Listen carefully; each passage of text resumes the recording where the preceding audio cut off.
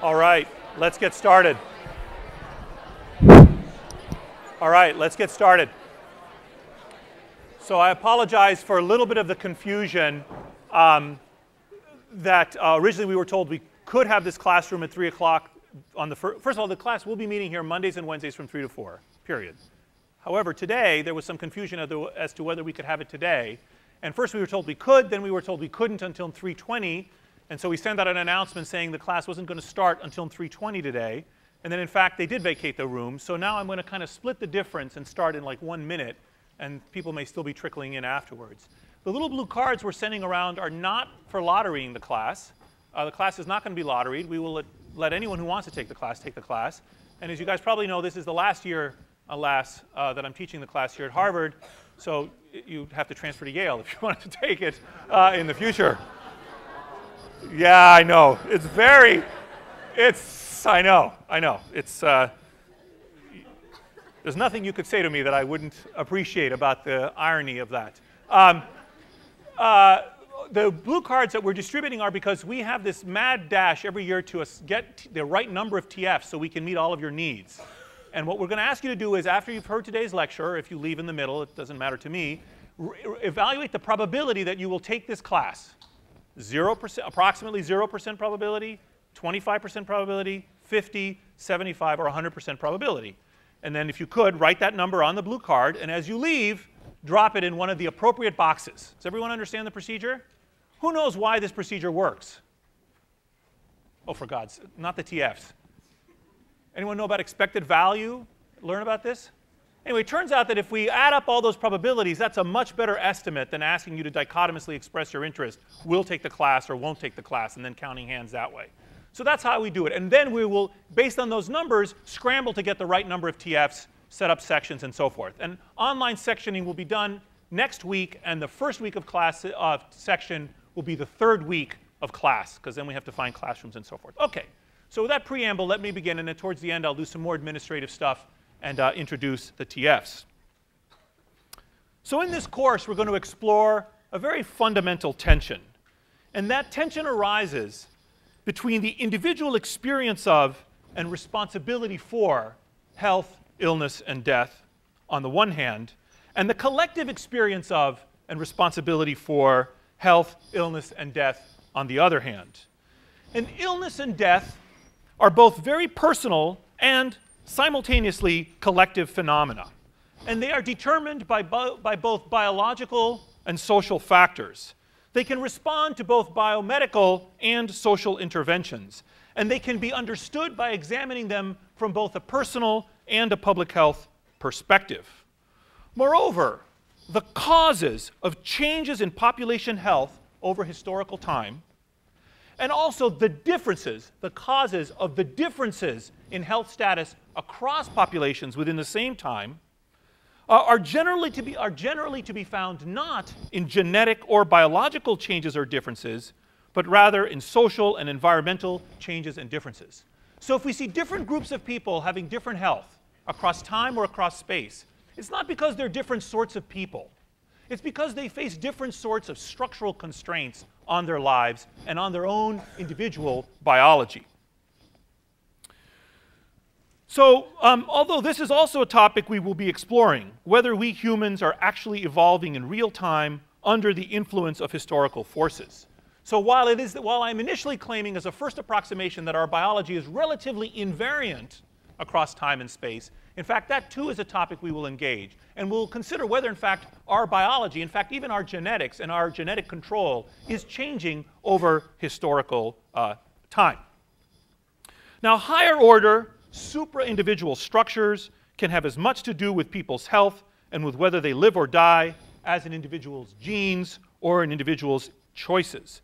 Supra-individual factors like the residential neighborhood that you inhabit, or social networks, or medical institutions like the hospitals that are near you, and in which people are embedded, are critical in shaping both the experience and the outcome of illness. Superindividual phenomena like socioeconomic inequality, cultural dispositions, or religious beliefs are of similar fundamental importance. And this is the difference between what we will come to know as structure versus agency, between social constraints and opportunities on the one hand and individual choices and actions on the other. Come on down so people can sit in the back, or make a way if you're sitting in the aisles so people can stream forward. So this idea of structure versus agency is a key idea in the class that we'll return to again and again. Agency is what the individual chooses to do, and structure is the kind of constraints or opportunities that the surrounding social factors or physical factors present the individual with. And a further key idea in this course is that collective phenomena are not mere aggregations of individual ones. There's something different, something special, something weird almost about studying the health of groups, something that is not present in the individuals themselves. And this is known as the idea of emergence, which is also a key one that we'll be returning to repeatedly. Illness and death are thus at once manifestly individual experiences, but also very public and entirely communal. They affect people and populations, and the onset, course, and recovery or death from illness are profoundly influenced by social parameters. Now, still, disease and death are deeply personal. This is the note that 51-year-old Martin Toller, a miner trapped a mile underground in West Virginia by an explosion in 2006, scribbled in the dark as he and 10 colleagues were dying of carbon monoxide poisoning. They're miners. They know exactly what's going to happen to them. They know they're a mile underground. There's no way they can escape. They know carbon monoxide is building up in the mine. They have very limited light. It becomes all dark. And this is a note that he scribbles in anticipation of his death. He says, "Tell all I'll see them on the other side. It wasn't bad. I just went to sleep." And at the bottom, "I love you." He is speaking of his own death in a way that is very informative, very personal, and no doubt profoundly helpful to his family. And this is Virginia Woolf's famous suicide note to her husband Leonard. On the 28th of March in 1941, Woolf put on her overcoat, filled its pockets with stones, and walked to the River Ouse near her home and drowned herself. And her body wasn't found until 3 weeks later. This is what the note says.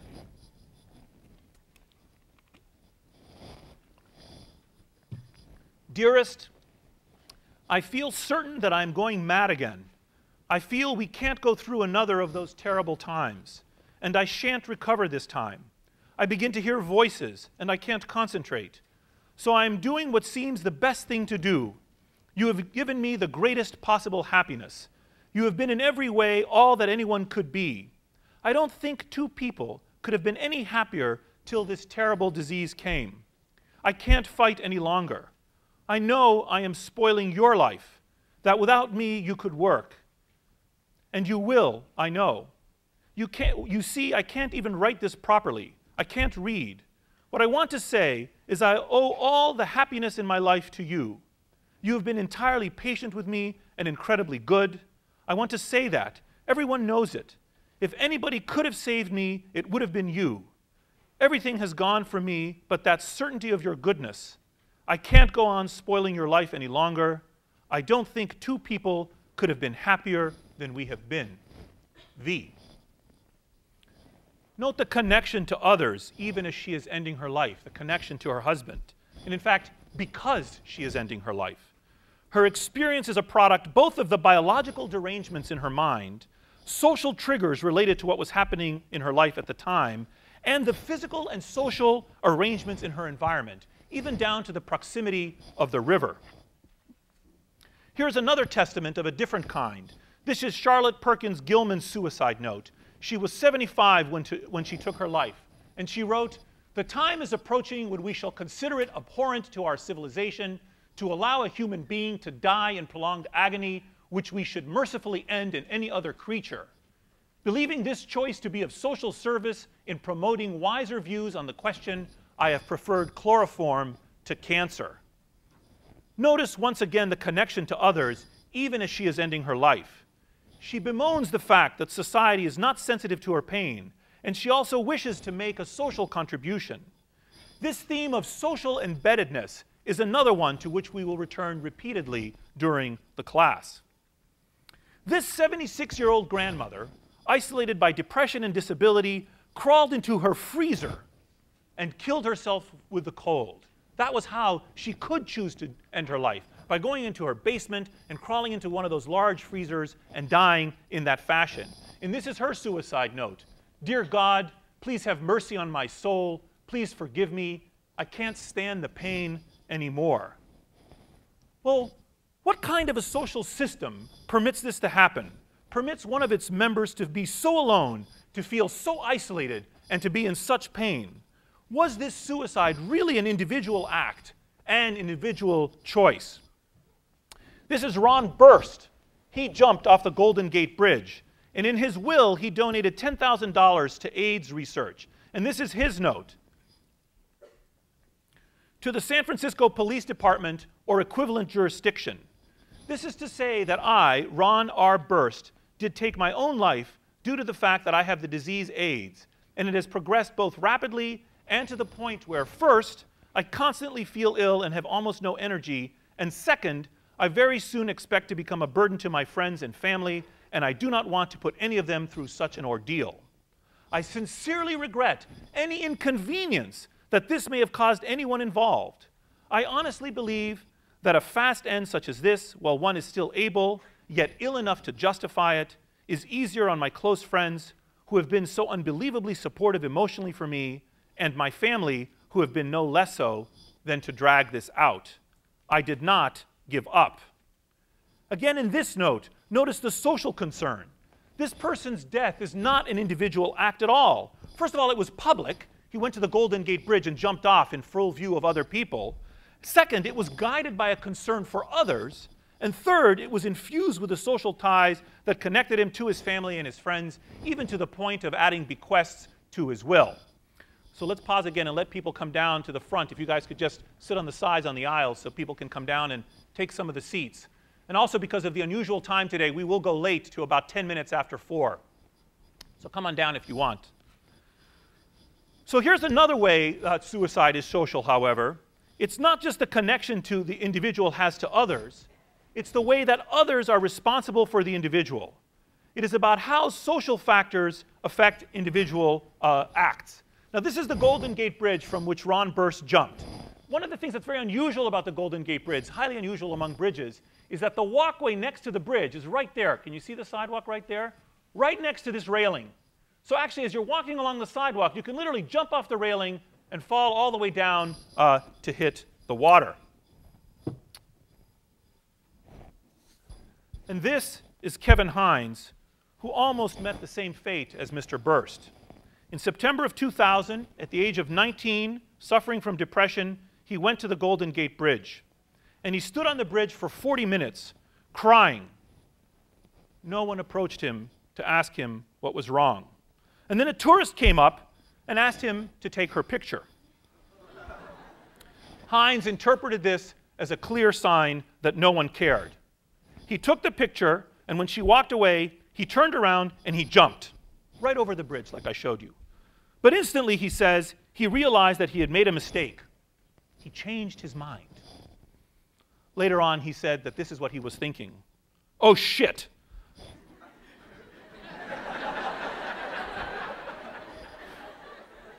I don't want to die. What am I going to do? He later recalled. And in midair, he came up with a plan to save his life, and he described it like this. It was simply this. A, God save me. B, throw your head back. And C, hit feet first. And it takes about 4 seconds to drop the 220 feet, and you reach a terminal velocity of about 75 miles per hour when you hit the water, but still, he survived. Among the more than 1,200 people who have jumped off the bridge since 1937, only 26 are believed to have survived the fall. But interestingly, a very large percentage of those who attempt suicide by jumping and who survive often report regretting the decision as soon as they jumped. For example, another jumper, Kevin Baldwin, was 28 and also severely depressed in August of 1985 when he jumped. And he later said, "I can still see my hands coming off the railing. I instantly realized that everything in my life that I thought was unfixable was totally fixable, except for having just jumped." Even allowing for this, for the fact that we cannot know what all the successful suicides would have said, these kinds of reports beg the question of how to prevent these kinds of seemingly purely individual actions. What would happen to these people if somehow society had intervened and prevented them from exercising their individual choice to kill themselves?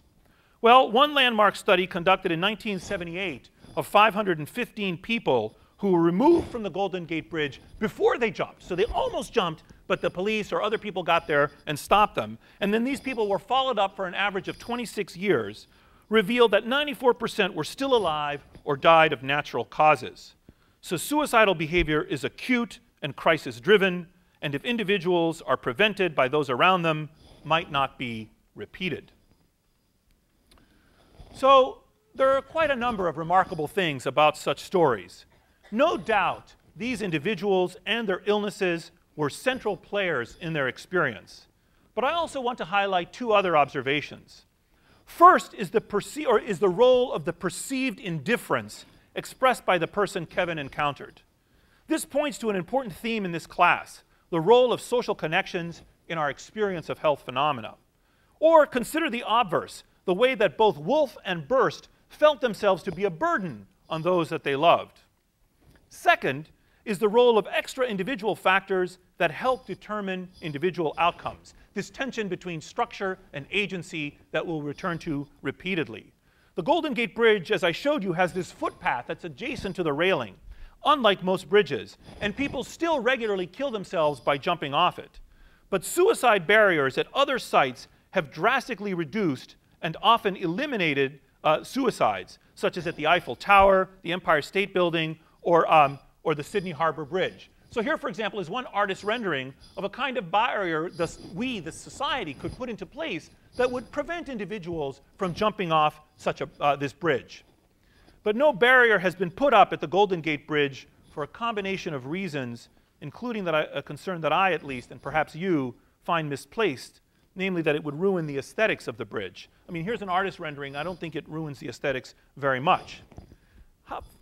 But as it turned out, finally, in February of about 2 years ago, the Golden Gate Bridge Board, after many years of lobbying, voted to install a net under the bridge to catch jumpers as they were jumping, but the project is still pending because they didn't fund it. So this is a particularly specific and dramatic illustration of the interplay between policy decisions made at the collective level and the ability of an individual to stay alive. Moreover,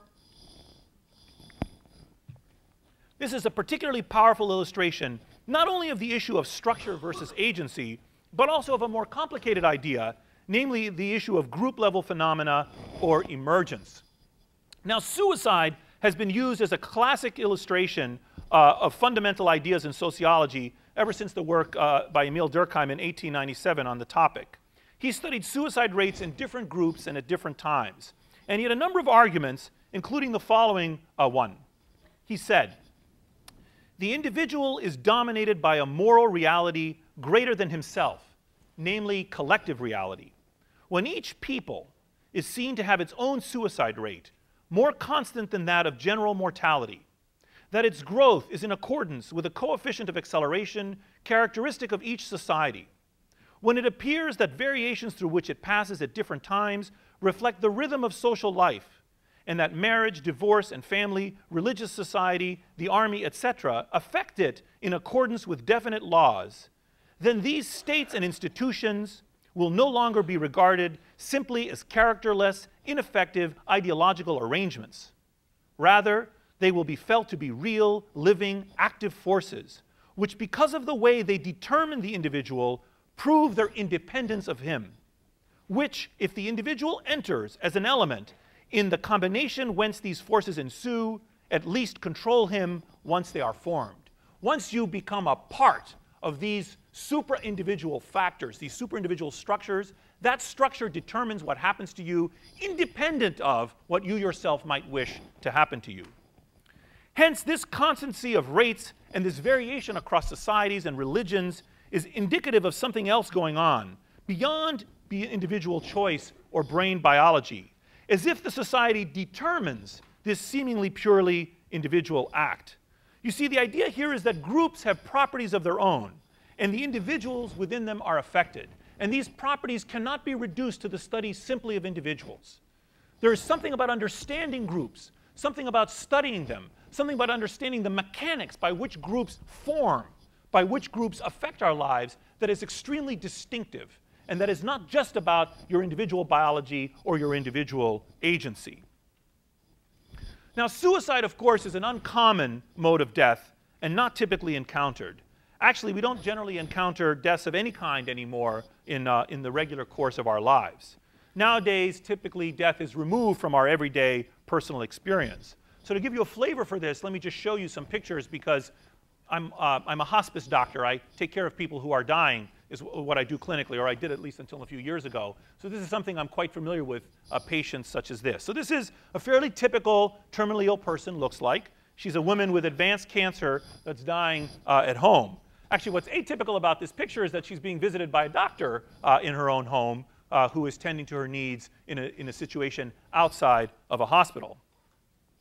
This man was admitted to the hospital comatose from home with metastatic prostate cancer. He'd been self-medicating with alcohol because of poor pain control. But actually, once he was admitted and his pain was properly treated, he revealed himself to be a very witty and flirtatious man, actually, to this first-year medical student. And he died about 3 months after this photograph was taken. So here's a guy about 3 months before death. This patient is a gynecologist, and he is shown with his wife. He has a progressive paralyzing condition known as Lou Gehrig's disease, or ALS. And he died 4 days after this photograph was taken. The love in this couple and their mutual desire for connection is apparent even so near his death, even in this photograph that we're seeing, years after it was taken. It seems different, this death, than the others we might imagine, or than the deaths of those whose suicide notes we read earlier, abandoned as they were by the healthcare system and by society at large. But the question is there a more systematic way that we can understand life and death in our society beyond the sorts of particularistic stories that I've been sharing with you so far? Can we get a more collective, even if less personal and less individualistic view on the kinds of phenomena that we're interested in? Well, how are we doing as a society when it comes to caring for the seriously ill, who are, it must be admitted, those among us the most deserving of our compassion and aid? It's become fashionable to speak about underserved or vulnerable populations in our society, but it's hard to imagine a more vulnerable population than those among us who are dying. And yet we as a society are doing a terrible job caring for them.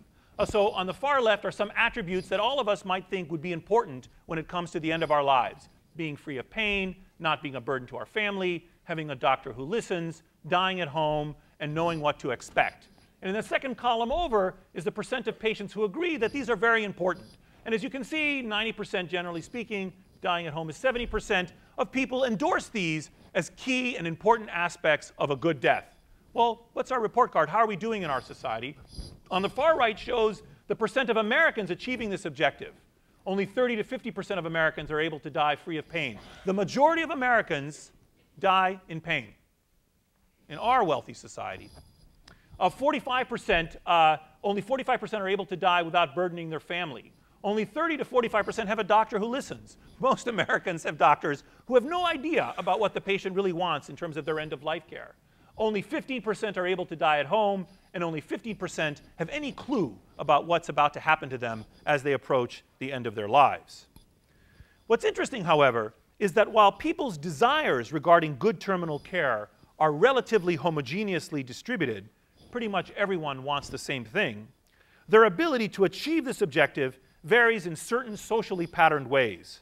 Most generally, illness and death vary across time and place and in accordance with the attributes of the individuals affected. For example, this is a slide that shows some results for cancer patients who are more or less likely to be in pain. And it shows the output of a kind of statistical analysis known as regression analysis in the form of odds ratios. And what the data say is that if you're older than 85, greater than or equal to 85, you've got a 1.4 odds, or a 40% increase in odds of dying in pain. If you're African American, this is after controlling for everything else, you're 63% more likely to have your pain suboptimally treated. If your cognition is impaired, you're 23% more likely. And if you have an explicit terminal prognosis, if your doctor has told you you're likely to die, you're less likely to suffer in pain near the end of your life. So it's not so much biological details of people's cancer, what kind of cancer they have, how aggressive the cancer is, where it's located in their body, what receptors the tumor cells express, and so forth, that determine whether people have pain.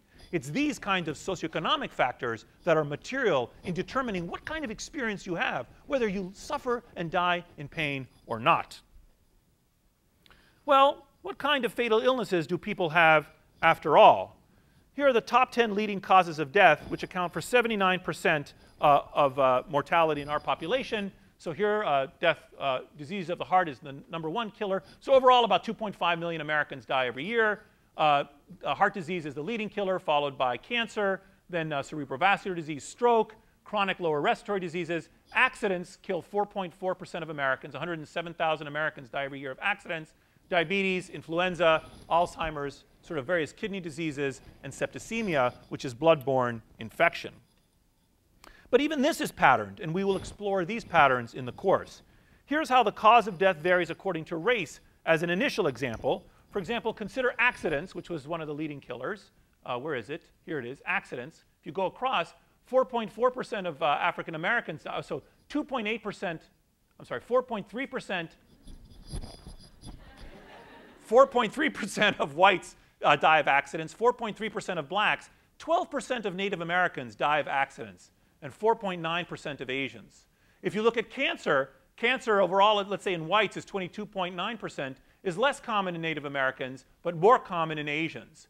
Stroke is more common in Asians. What is this one here? No, that was accidents.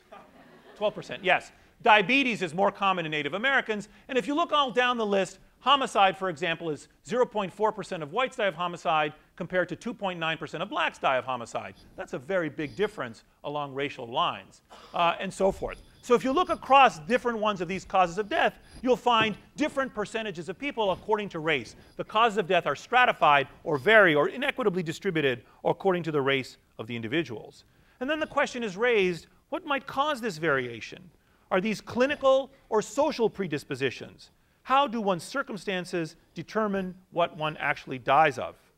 And of course, causes of death and diseases more generally vary by many relevant attributes other than race, including sex, income, education, and so forth, all of which we will consider during this course.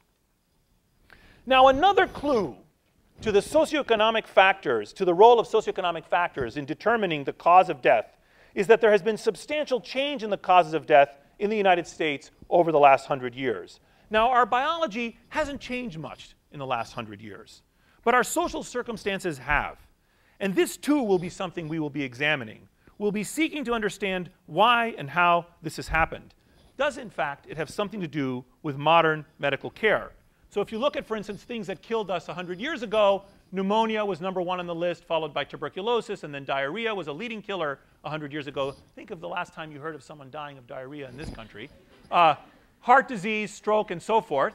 Most of these are still with us. Accidents was still a leading killer. And here we are now, but the order has changed, and some things like senility have fallen off the list, unless you include senility in dementia. So here's heart disease, cancer, stroke, and so forth. So there's been a significant change in which are the leading killers in our society across the last 100 years. And notice that the infectious diseases disappear from the top 3. So 100 years ago, the leading killers in our society were all infectious diseases, and now they're totally gone from the top 3. But note the ongoing presence of pneumonia, cancer, stroke, and accidents.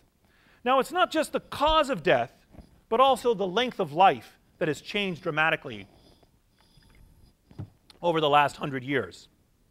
So life expectancy has really increased in the last century, and we're going to be exploring why. Why is it that life expectancy has increased? So on the x-axis is life expectancy at different time points. For example, at birth is shown in the top solid lines, and here is the year. So life expectancy at birth for women was about 49 years 100 years ago, and now it's gone up to almost 80 years. And life expectancy for men was, let's say 47 years 100 years ago, and now it's gone up to about 75 years. So this has been an astonishing improvement in human well-being in the last 100 years, and an incredible achievement unmatched in human history. a historic rise, at least in the United States. Now, interestingly, life expectancy at age 65 has not increased as much. So, for example, for women, if 100 years ago a woman made it to be 65, she could expect to live another 12 years. And today, if she makes it to 65, she can expect to live another 19 years, or a 60% increase.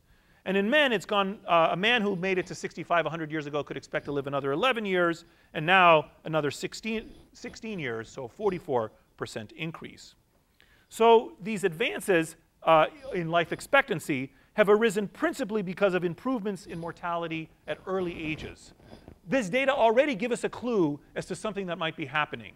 It's not that people are living longer at all ages. What's happened is that we have conquered the causes of death that used to kill us when we were young. So life expectancy at birth has gone up dramatically, but in the olden days, if you lived to be 65, you had about as much life left to live then as you do now. Still better today, but not as dramatic a difference. And in fact, maximum human life expectancy has not changed. There may in fact be an intrinsic biological constraint on the upper limits of human life, which we'll also be exploring. So later in the class, we're going to talk about sort of man-machine, cyborg fusions, and different kinds of ways we can imagine novel technologies. If those technologies came to pass, could we transcend some kind of intrinsic force of mortality? Could we, in fact, live beyond 100 years and really make a radical change from the past? But my question to you then is, why might this be happening? So let's take some guesses. Why do you think that this life expectancy has increased in the last 100 years?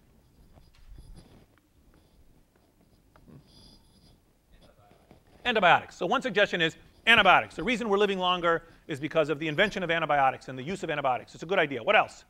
Yeah. Okay, great. So we're getting cleaner. We have cleaner water and maybe cleaner air and things like that. Good. Other ideas way in the back. Maternal care. So we're taking better care of moms around the time of delivery. Yes, over here. Vaccination. I think one scholar, McHugh, argued that it was all because of increased economic conditions. Excellent. So improving economic conditions. Fantastic. We'll be coming back to that too. The famous McEwen hypothesis. Yes, someone over here. Other ideas. Is that it? Yeah. Better nutrition. Okay, so you put a whole lot of ideas on the table already. Medical discoveries like antibiotics or vaccines, rising wealth and socioeconomic changes, public health interventions like better nutrition and clean air and clean water. And all of these clearly play a role. But one of the questions is, what is the balance? Maybe many of you think that somehow the main thing driving this has been improvements in medicine and medical care. And I hope to efficiently chip away at that misguided, misbegotten misbelief that you have, and so that by the end of the course, you no longer suffer from this delusion. So this mortality improvement at early ages has, in fact, principally been achieved through the conquest of infectious diseases and through better maternal nutrition and, to a lesser extent, to improvements in the way babies are delivered. But the circumstances of one's birth are still related to an individual's life chances. We don't all begin life at the same starting gate. Some of us are fine, others of us are born with fetal alcohol syndrome or impoverished, and still others of us are born severely malnourished. We're not all born at the same size either, and some of us are born prematurely and have very low birth weight. Among other things, this may affect how we connect with our parents in early life and the kind of contact, affection, and nurturing we get. In fact, our birth weight can have a very long reach, affecting us across our lives, which is another topic we'll be exploring. Indeed, there are many things about our birth over which we have no control that nevertheless affect us quite a bit. For example, our birth weight matters. Our birth order matters, whether you're first or second or third born child. Our sib size matters. More siblings means less education for each one. Actually, this is interesting for another reason. Since families are getting smaller, the population in the United States may be getting smarter. Maybe one of the reasons why in our society there's been, over time, an improvement in our IQ may be that we're having smaller family sizes. Maybe there's a relationship between those two.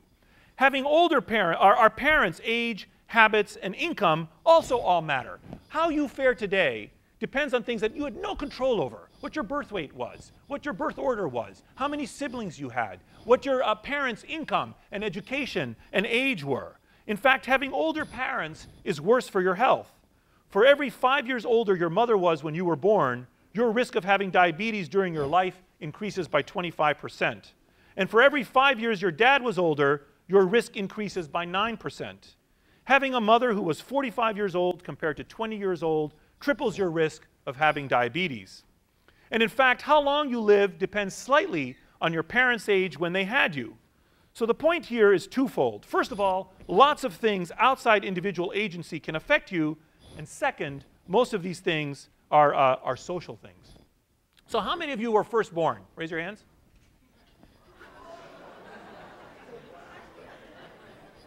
Okay.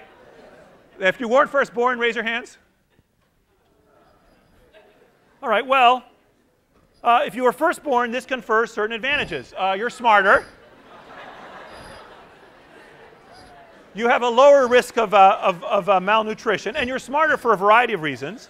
You have a lower risk of malnutrition, and studies in the developing world, for example, have shown that when food is scarcest, parents follow a rational strategy, exposing their more vulnerable, smaller, latter-born children to greater malnutrition risk. But on the other hand, firstborn kids are at greater risk for a diverse set of illnesses, many of which depend on the role of the immune system. For instance, they're greater at risk of multiple sclerosis, diabetes, Hodgkin's lymphoma, testicular cancer, so you're trading some IQ points for that, eczema, hay fever, and many other diseases. And there are many candidate explanations for these effects, which focus on social interactions within the family and on biological effects related to the in utero environment. So the question is, why are firstborn smarter? Now, one possibility is that firstborns are smarter because the uterus is still very fresh and vigorous when they're in it. And by the time the latter kids come along, there's something wrong with that uterus. It's already worn out from bearing the firstborn child, and there's some kind of biological effect having to do with the in utero environment that adversely affects the latter-born children. Okay? First possibility. Second possibility is that it's got nothing to do with mom's biology or uterine anatomy or physiology or anything like that, but instead is purely a social phenomenon. So the firstborn kids get a lot of the parents' attention. And during conversations around the dining room table all through life, they're pitching the conversation at the firstborn's sort of ability level and age level. And so the latter-born kids can't keep up and don't get the same kind of intellectual stimulation. Or other social factors related to how resources are allocated within the family. When the firstborn is born, he or she gets their own room. When the latter-borns come along, they get stuffed into the room with the firstborn kid. So the question is, how could we sort this out, perhaps? We can't randomly assign kids to different birth orders, so we're stuck with using observational data. Here's a fiendishly clever study that was done a few years ago that looked at how being a firstborn affected your IQ. Does it have something to do with neural development in utero or other uterine factors, or is it social? And these are results taken from the journal Science a few years ago from a large sample of Norwegian military conscripts from 1967 to 1976. A social interaction effect within the family, whereby firstborns are smarter because of more parental attention, should result in higher scores for secondborn children who had lost an elder sibling to death. So secondborn children who are secondborn both socially and biologically should in fact have a different IQ than those who are not. So for example, what the study found is here are the IQ scores. Here's the IQ scores of firstborn children on average. They're like 3 points above the median, set to 100. Here's secondborn children. They are like about 2 or 3 IQ points dumber than firstborn children. And here thirdborn children who are further IQ points below the secondborn children. This is if no siblings have died. What happens if we look at secondborn children whose older sibling died? Among those children, their IQ matches the firstborn children. And among thirdborn children, if one of their siblings died, their IQ went up to as if they were secondborn. And if both of their siblings died, their IQ went up to if they were firstborn. So if you're thirdborn children and you're suffering from a low IQ, just kill your older brothers and sisters. And you'll get some extra IQ points from that intervention. So these data suggest that actually what's causing the IQ differential by birth order is nothing to do with the uterus. It's not a biological effect. It's a social effect, right? So data like this are extremely persuasive that the explanation here has got nothing to do with your biology and everything to do with your sociology. And quite apart from whether you owe some of your IQ points to your birth order, which may add or subtract a few points, the main thing is what is your IQ to begin with. And fate can deal you quite a variety of IQs. And this can affect your health quite substantially. You are much more likely to die of everything if you're not so smart, but this especially applies to injuries. This is an investigation over over 1 million Swedish men who were followed for an average of 22 years to see how they died and how their IQ was associated with a risk of death. So the y-axis indicates risk of death, and the x-axis sorts IQ into deciles. You can ignore the different bars. They have to do with the kinds of statistical controls that were done. So from all injuries, the smarter you are, the less likely you are to die from any kind of accident or injury. From road injuries, it's relatively flat, partly because even if you're very smart and driving just fine, some other idiot could hit you, which would not be so good for you. But we still have a pretty steep gradient for poisonings because, oops, you're not so smart. You wind up killing yourself due to an ingestion is less likely to happen if you're in the top deciles of IQ. And amazingly, for unclear reasons, in another study that used a sample of 5,000 men and women, found that IQ was associated with mortality in men, but not in women. Men seem to suffer especially when they're not so smart.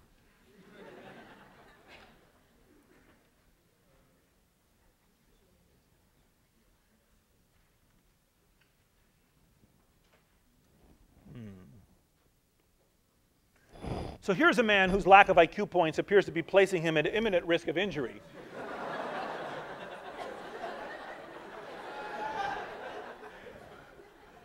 Like, I found this photo on the internet, okay?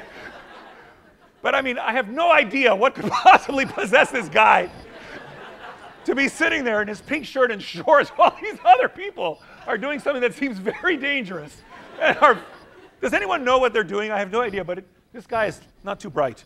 And we'll be reviewing other topics in this course too, and not just what happened to you before you were born or when you die. We're going to examine the effect of you on what kind of society you inhabit, what others near you are doing, who you know, where you live, and when you cross different life milestones. For example, there is even a long-term labor market consequences of graduating from college during a bad economy. If you're just dumb luck, you graduate from college at a time when there's a recession, that affects you for life. Some studies show that you never catch up in your earning potential. You never make up the loss from having happened to enter the workforce at a particular moment in time. And all of these are structural factors. And I want to highlight a couple of other illustrations of these kinds of phenomena that we'll be studying, and then I'll close with some mechanics of the course. And as I said, we're going to have to end 10 minutes late today because of all the mess, and we started late because of the room and stuff. But I will end on time at 4:10. Well, on the corrected on time. So we're going to be reviewing other topics too. For example, how life expectancy is related to how rich the country you live in is. This graph shows life expectancy versus per capita GDP in a series of wealthy countries. So on the y-axis is the average life expectancy in years, and on the x-axis is the GDP based on purchasing power parity in these various countries. And you can see that across countries at least, richer countries in general have longer life expectancy.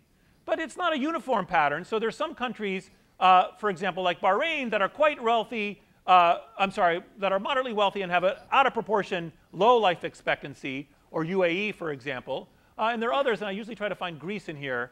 Greece is sort of weird because Greece is relatively, where you see it? Top left, yeah. So Greece is quite poor, but has a really long life expectancy, which is very interesting, looking at the exceptions and not just at the main trend. And the R squared for this model is something like 0.25, which means that 25% of the variation in life expectancy across countries is explained by GDP. But living longer at the population level is not simply about spending money. While there's clearly a relationship between wealth and health, there are also many telling exceptions, and we'll be exploring the wealth-health relation on both individual and collective levels during this class. We're also going to be studying health and social networks, something my own lab is actively researching. So this is a network diagram from some research we've done. It shows interconnections between a group of people drawn from a large sample from Framingham Heart Study residents and people. And we're going to explore what it means to be embedded in social networks of complexity. So I've become obsessed in the last 10 years with trying to understand, why do we do this? I mean, every dot's a person, every line's a relationship between two people. We humans construct these ornate things, and we proceed to live out our lives embedded within these networks in particular places. Why? Why do we go to the trouble of making these types of ornate structures? And what rules do these structures, what mathematical, biological, psychological, and sociological rules govern the structure and function of human social networks? We're going to be exploring how illness and death or healthcare or health behaviors in one person in such a network might spread and influence illness or death or healthcare use or health behaviors in other people in a kind of non-biological spread of disease. And we're going to explore how the deep structure of social networks affects the experience of individuals. We're also going to be looking at geographic or neighborhood effects, or how where you live affects your health. For instance, whether a patient dies at home, as most people prefer, or in a hospital varies substantially according to where the patient lives, and relatively little according to the patient's own attributes, such as their preferences, their diagnosis, or their age. This slide shows geographic so-called small area variation in the fraction of people dying at home, dying in hospitals throughout the United States. So the darker blue lines are a higher fraction of decedents die in a hospital, and the lighter blue lines a lower fraction. And as you can see, there's variation from place to place in this country. And the important point is that whether you die in a hospital or at home may depend not so much on what you want, or your age, or your diagnosis, or your sex, or anything else, but rather on how many hospitals there are around you. What is the built environment like? What's the physical infrastructure of hospitals near you? And there's analogous variation with different geographic distribution in such other features of end-of-life care as ICU use, surgical procedures, chemotherapy use, pretty much everything. And the reason this is important is that it says that where you live affects the kinds of care you get, possibly more than your biology or your own preferences. Now, so how do we explain social phenomena? So I'll be tweeting during this class, so at least 1 or 2 tweets after every lecture, and the hashtag will be SOC190, and my Twitter ID was at the beginning of the lecture, and today's tweet is about this particular slide. And so there are 2 different kinds of ways, broadly speaking, we can make sense of social phenomena. And the first is known as methodological individualism. And in methodological individualism, we imagine that explanations for social phenomena, such as social class, markets, power, institutions, and so forth, must be formulated as or reducible to the characteristics of individuals.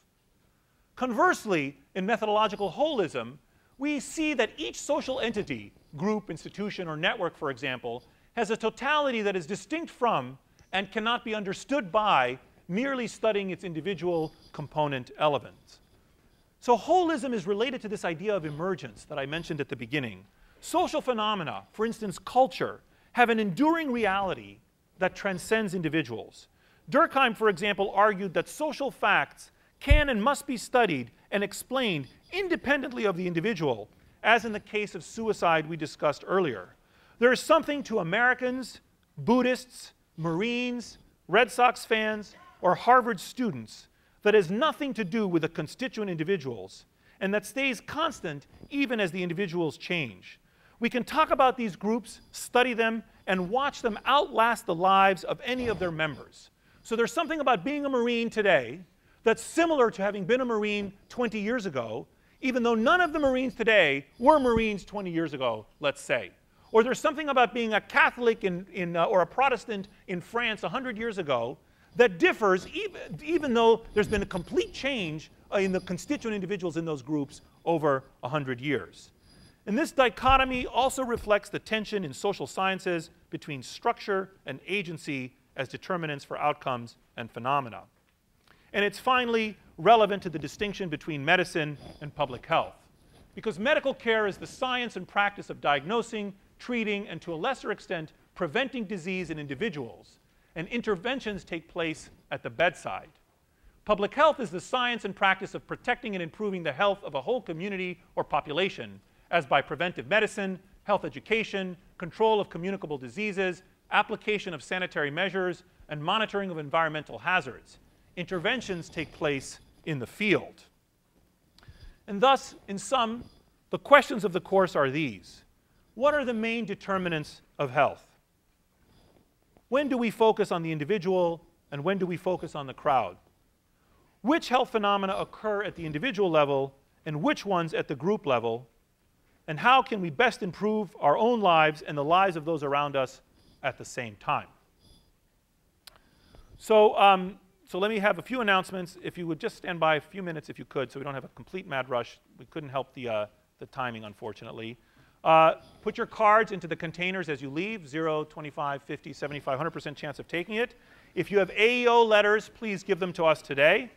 And I should say that this course should be of interest and has historically been taken by people in all kinds of concentrations: biology, biochemistry, anthropology, history of science, economics, and so forth.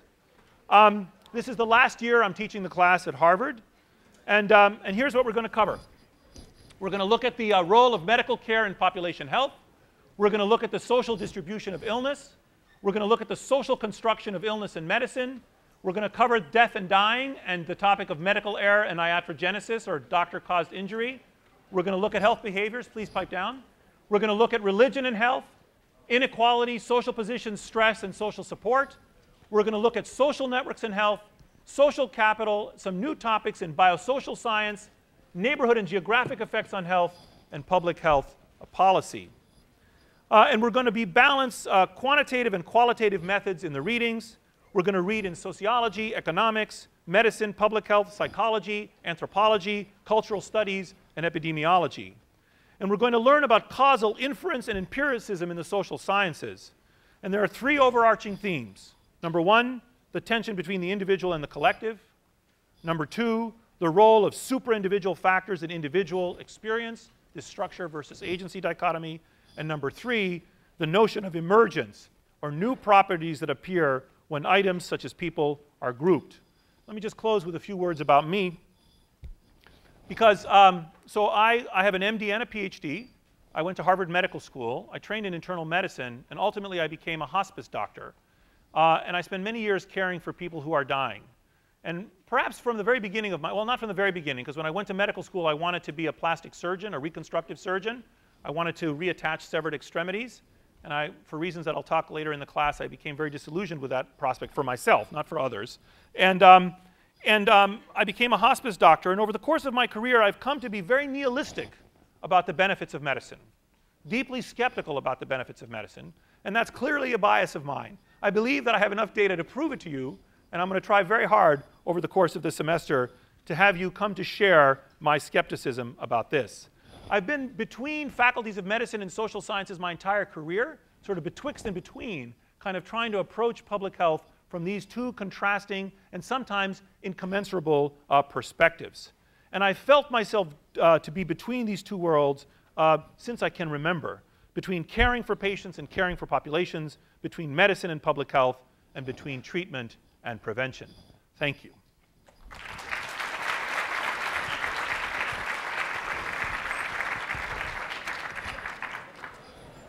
I'll introduce the head TF next time, and we'll do more mechanics on sectioning.